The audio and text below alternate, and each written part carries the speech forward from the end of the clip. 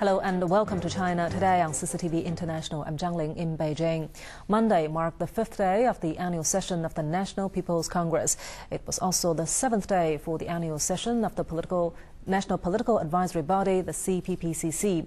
Over the next half an hour, we'll keep you updated on all the biggest events in the country's political season.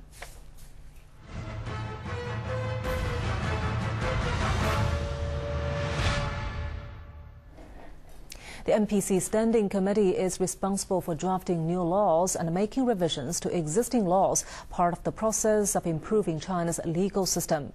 New legislation and the draft laws will be passed this year, affecting social, economic, political and cultural issues.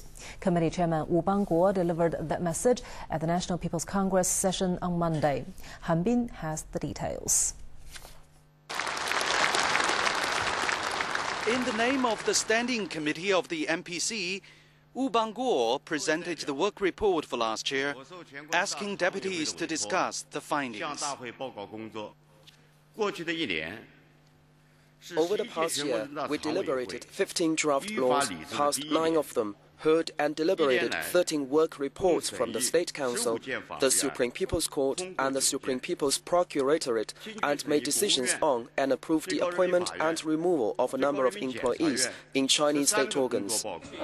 The work report says the Standing Committee played a positive role throughout 2008 in promoting the country's legal system. It gave full support to earthquake relief and post-earthquake reconstruction efforts. The law on protecting against and mitigating earthquake disasters was passed in December, raising the earthquake resistance standards for building construction, especially for schools. In response to the tainted milk powder scandal, the Standing Committee revised draft legislation after 4 readings. The newly adopted food safety law strengthens supervision and management of food production and the punishment of offenders. It also helps to clarify the responsibilities of government agencies in ensuring a safe food supply. A labor contract law was also enacted in January of 2008, pushed forward by the Standing Committee. This law strengthens the ability of migrant workers to protect their rights. The report also says the procedure for creating legislation is becoming more democratic as public participation becomes common practice. Many of the draft laws and the deliberation were released earlier to the public on the NPC website to solicit opinions. Wu Bangguo revealed that the major tasks for this year will be taking decisive steps towards establishing a legal system with Chinese characteristics. We must formulate new laws and make revisions in existing laws, focusing on improving legislation concerned with social issues.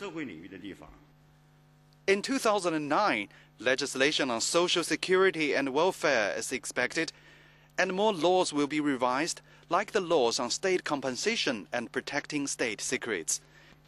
Unlike the Western system of checks and balances between 3 branches or 2 chambers, the NPC alone is the highest body of state power in China. China currently has 231 laws on the books, but many of these laws were formulated in the 1980s and 90s, containing provisions that no longer meet the requirement for development.